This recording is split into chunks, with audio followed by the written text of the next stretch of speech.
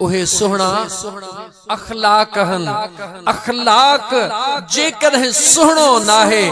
मदीने वारे मीर जे दरबार में बिन औरतुन जो हवालो आयो।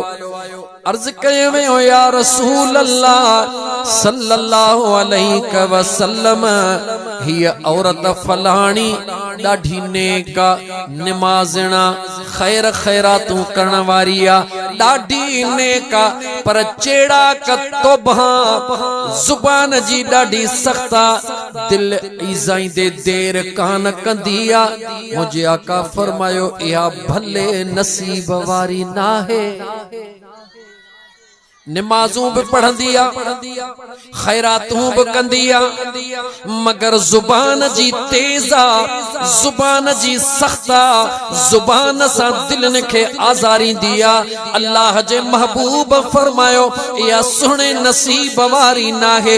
ॿी औरत जो अर्ज कयो वियो या रसूल अल्लाह फलाणी औरत मस निमाज पूरी पढ़ंदी हूंदी पर उन जो अखलाक एडो भलो आ जो के मथे में सूर पवंदो आ, पांजा समय कम छदे वनी उन जी तबीयत पुछंदी आ।